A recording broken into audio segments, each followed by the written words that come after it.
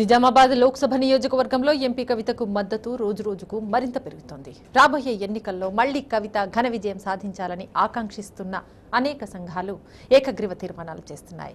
MP కవిత ఎన్నికల ఖర్చు కోసం 1,16,000 రూపాయలు ఇవ్వాలని మాలల ఐక్యవేదిక సభ్యులు నిర్ణయించారు. రజక సంఘం నాయకులు సైతం ఎంపీ కవితకు మద్దతుగా తీర్మానాలు చేస్తున్నారు. మరిన్ని వివరాలు మా ప్రతినిధి శ్రీకాంత్ అందిస్తారు. పార్లమెంటు ఎన్నికల నేపథ్యంలో నిజామాబాద్ జిల్లాలో ఎంపీ కవితకు వివిధ సంఘాల నుంచి భారీ స్థాయిలో మద్దతు లభిస్తుంది. ఇప్పటికే చాలామంది కుల సంఘాలు కూడా ఆ ఎంపీ కవితనే తిరిగి మళ్ళీ ఎంపీగా గెలిపించాలన్న మద్దతుతో ముందుకు వస్తున్నటువంటి పరిస్థితి. ఎక్కడ చూసినా ఏకగ్రీవాలు కూడా జరుగుతున్నాయి.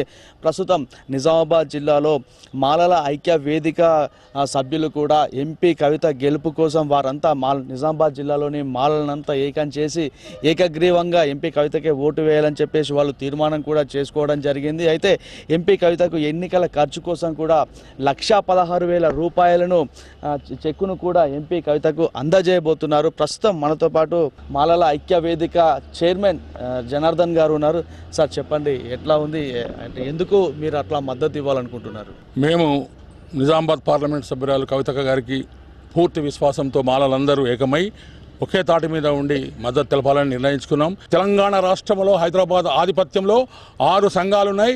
దానికి సంబంధించిన జిల్లా అధ్యక్షులందరినీ మేము ఈ సమావేశంలో ఏర్పాటు చేసి అందరి యొక్క అభిప్రాయంతో, అందరి యొక్క సహకారాలతో అందరం ఏకతాటిపై ఉన్నట్టుంటే మాలల యొక్క హక్కుల పరిరక్షణ కొరకు ముందుకు వెళ్ళొచ్చు.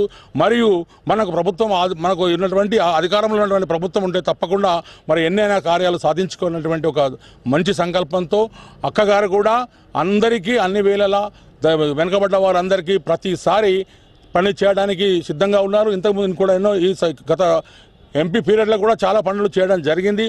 ఇక ముందు కూడా ముందే హామీలు ఇవ్వడం జరిగింది. తప్పకుండా నెరవేరుస్తారనేటువంటి ప్రగాఢ విశ్వాసము అందరికీ ఉంది. కాబట్టి ఆ విశ్వాసంతో మందరము మాలలందరము మరి అక్కగారికి 1,16,000 ఖర్చుల నిమిత్తం ఇవ్వబోతున్నాం.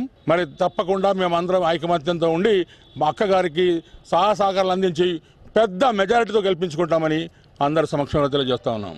అట్లాగే మనతో పాటు రజక సంఘం రాష్ట్ర నాయకులు ఉన్నారు. వారు కూడా ఎంపీ కవితను గెలిపించాలనే ఉద్దేశంతో ఇటు తెలంగాణ వ్యాప్తంగా అలాగే నిజామాబాద్ జిల్లాలో కూడా విస్తృతమైనటువంటి ప్రచారాన్ని కూడా వాళ్ళు ప్రారంభించడం జరిగింది. ఏదైతే రజక కులస్తులు ఉన్నారో వారందరూ ఎంపీ కవితకే ఓటు వేయాలన్న ఏకగ్రీవ తీర్మానాలు కూడా చేస్తున్నారు. ప్రస్తుతం మనతో పాటు రాష్ట్ర నాయకులు మానస గణేష్ గారు ఉన్నారు. గణేష్ గారు చెప్పండి, మీరు ఎందుకు సపోర్ట్ చేయాలనుకుంటున్నారు, ఎట్లా జరుగుతుంది?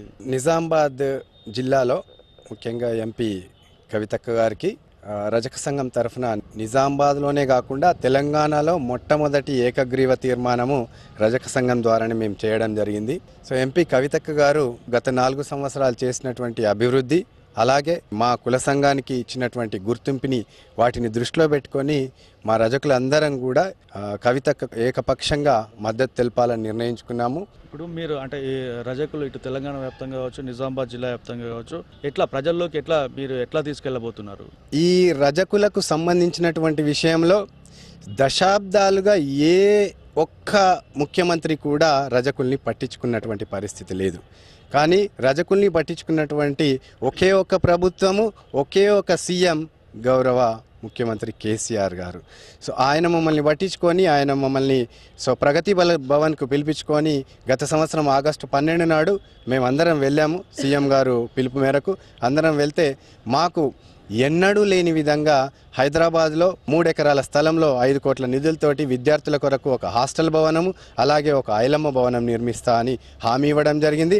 ఆ హామీ కూడా ఆల్రెడీ 3 ఎకరాల భూమి రెవెన్యూ డిపార్ట్మెంట్ నుంచి జీవో కూడా రావడం జరిగింది. అలాగే ఐలమ్మ యొక్క విగ్రహాన్ని హైదరాబాద్ నడిబొడ్డున నిలబెడతా అని చెప్పారు.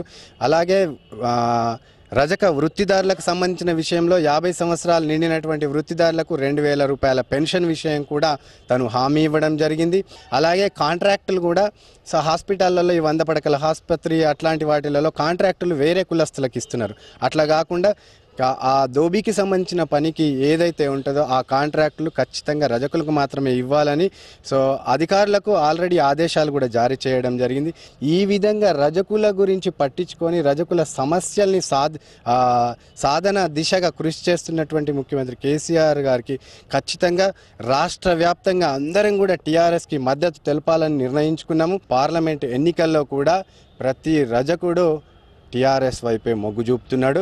సో కవితక్క గారికి పూర్తి మద్దతు తెలుపుతూ సంపూర్ణ మద్దతు తెలుపు మంచి మెజారిటీతో గెలిపించుకొని మన దేశంలోనే అత్యధిక మెజారిటీ పొందేటటువంటి ఒక పార్లమెంట్ సీటుగా వచ్చేంత వరకు మేమే కాకుండా అందరితో కలిపి కృషి చేస్తామని తెలియజేస్తున్నాం. ఇది నిజామాబాద్ జిల్లాలో పరిస్థితి. ఎందుకంటే గతంలో ఏ ప్రభుత్వాలు కూడా పట్టించుకోలేదు, తమ రజకులను ఏ ప్రభుత్వాలు కూడా పట్టించుకోలేదు.